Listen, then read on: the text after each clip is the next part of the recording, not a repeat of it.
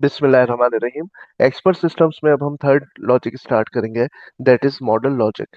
और आज की वीडियो में हम उसका इंट्रोडक्शन देखेंगे। तो थर्ड लॉजिक इस वजह से कि पहले हम दो लॉजिक्स डिस्कस कर चुके हैं, prepositional logic and first order logic. These logics enable us to formally deal with certain type of reasoning, mainly involving facts and rules, which just happen to be true in the world as it is. अच्छा, पहले जो था एक तो ये था कि उसमें फैक्ट्स एंड रूल्स होते थे जो हमने लॉजिक्स डिस्कस किए हैं, और जो चीज ट्रू होती थी ना बस वो ट्रू होती थी, फॉल्स है तो फॉल्स है, यानी ट्रू की इकसाम नहीं होती थी। ठीक है। लेकिन अब जो हम मॉडल लॉजिक देखेंगे ना उसमें हम देखेंगे कि ट्रुथ की भी इकसाम होती है। However, in order to deal with more complex reasoning, such as reasoning about how the world changes and about the way the world might be, we need more expressive logics. That is the model logic.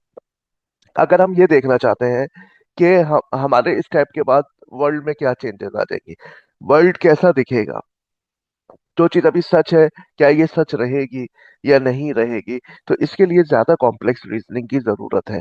जो चीज सच है वो all the time सच नहीं है, all the time true नहीं है। तो model किसको कहते हैं? मॉडल का मतलब, जिसमें ये बीच में ए आ रहा है, model represents auxiliary verb like can, could, must, should.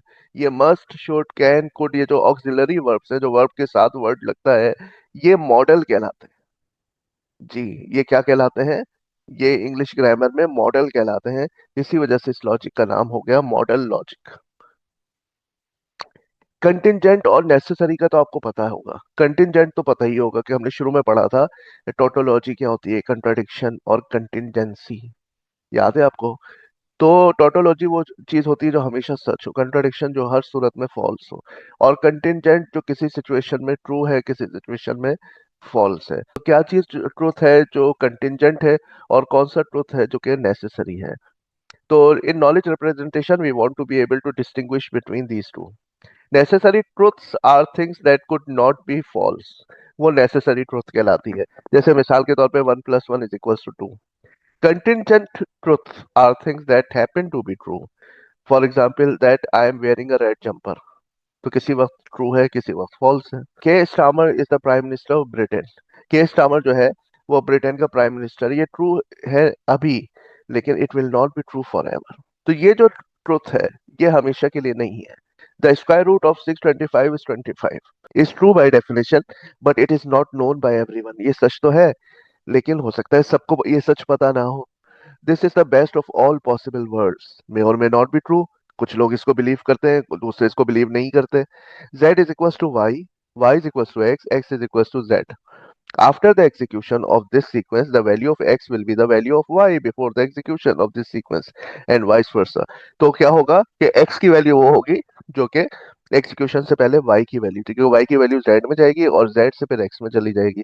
तो x की वैल्यू क्या हो जाएगी, जो कि दरअसल y की वैल्यू थी। तो जो चीज अभी है हो सकता है कि किसी अमल के होने के बाद वो चीज वैसी ना रहे। Modern logics are a formal way of handling notions of necessity, possibility, knowledge, change, time, etcetera, जिसको हम मॉडलिटीज कहते हैं। तो मॉडल लॉजिक जो है ना वो एक फॉर्मल वे है।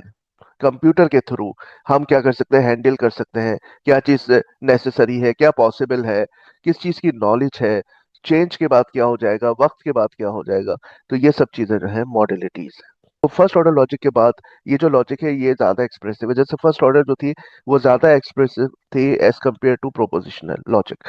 तो ये ज्यादा एक्सप्रेसिव है बनस्बत फर्स्ट ऑर्डर के। Have a long distinguish history. Aristotle से ये जो है ना ये इसकी हिस्ट्री चली आ रही है, और ये फिलोसफी में भी इस्तेमाल होती है।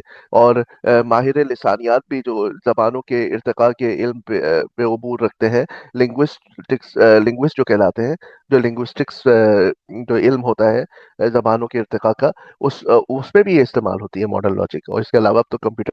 Given the previous statements, we decide whether or not these statements are necessarily true with respect to possible worlds.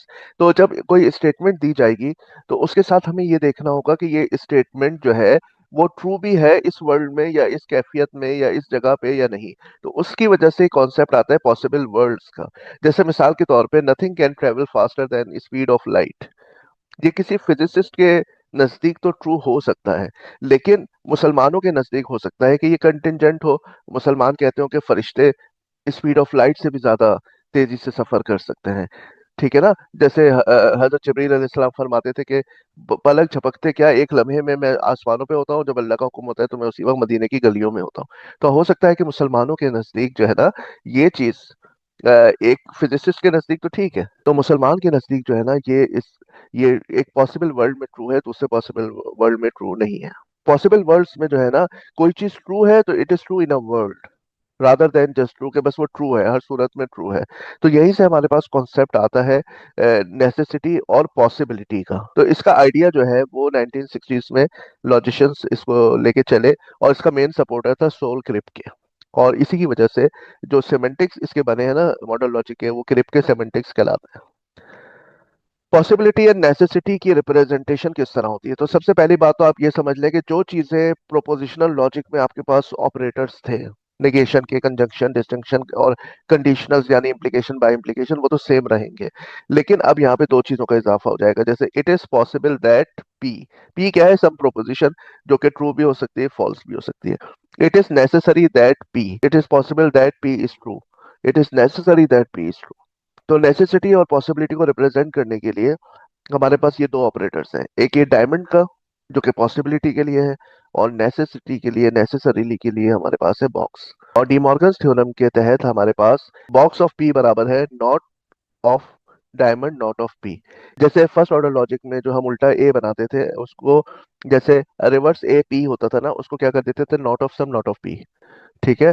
तो जो प्रोपोजिशन थी अगर वो निगेशन में नहीं है तो उसको निगेशन में कर देते थे, और ऑल को सम में करके और उसको निगेट कर देते थे। तो बिल्कुल वैसे यही मामला बॉक्स और डायमंड के भी आपस में यही रिलेशन है। तो इस वीडियो में हमने ना थोड़ा सा इंट्रोडक्शन लिया है about the modern logic. Next में आएंगे उसके सिंटैक्स को डिस्कस करेंगे और फिर उसके सिमेंटिक्स की तरफ जाएंगे। Thank you very much.